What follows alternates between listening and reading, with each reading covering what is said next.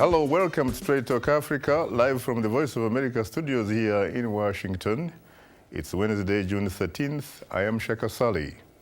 Today, we will talk about verdicts handed down to two African leaders, Egypt's Hosni Mubarak and Liberia's Charles Taylor. Two important court rulings in recent days could have a major impact on the future and on those who rule or who have ruled with impunity. My colleague Paul Cisco has more. Never. First, it was Charles Taylor, the president of Liberia, who handed over power to his vice president in 2003 and went to Nigeria in part to avoid arrest. On May 30th this year, he was found guilty of crimes against humanity and sentenced to 50 years in prison for his role in war crimes committed during Sierra Leone's horrific civil war. Judge Richard Lusick. The trial chamber unanimously sentences you to a single term of imprisonment of 50 years for all of the counts on which you've been found guilty. Taylor was indicted in 2003 along with 12 other suspects, then arrested in Nigeria in 2006, ending his exile there. In June 2007, Taylor was moved to The Hague over fears a trial in Sierra Leone would bring unrest. I will ask the accused, Mr. Taylor, would you please stand? Count 1, acts of terrorism. Count 2, murder, a crime against humanity. Count 3, violence to life. The trial began with Taylor pleading not guilty to all charges. In particular, murder. Count 4, rape, a crime against humanity. Count 5, sexual slavery, a crime against humanity.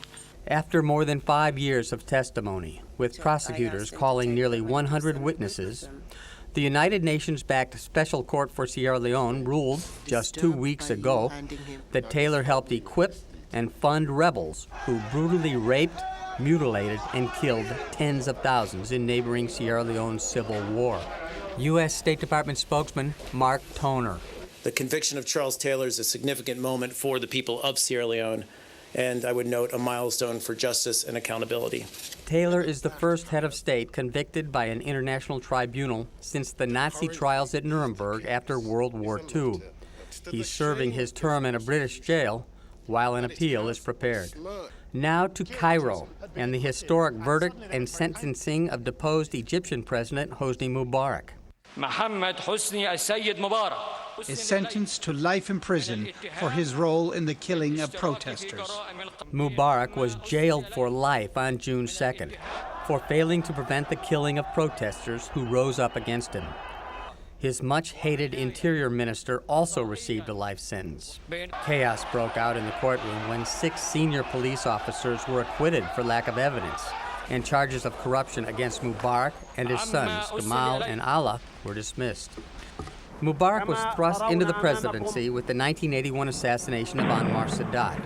For 29 years, Mubarak ruled Egypt, becoming an ally to powerful leaders around the world and a force for stability in the Middle East. He survived several assassination attempts and won a 5th consecutive 6-year term in 2005. Mubarak's iron fist rule changed abruptly with the Arab Spring uprisings, finally toppling his regime, forcing him from office on February 11. President Hosni Mubarak has decided to step down as president. In failing health, he was wheeled into a courtroom last August, the first Arab leader to be tried in his own country. The sentencing judge called Mubarak's rule Egypt's dark days, adding, "Those who died to overthrow it were asking peacefully for freedom and justice." More than 850 people were killed in the protests. The conviction of Charles Taylor may cause concern and sends a powerful message to entrenched leaders on the continent and elsewhere. They too may one day be held accountable for their past, present, and future actions. As well, the once unimaginable trial and sentencing of Hosni Mubarak. It is bringing even more instability to a dangerously divided Egypt that is traveling an unfamiliar path and choosing a new president this weekend. Paul Cisco, VOA News.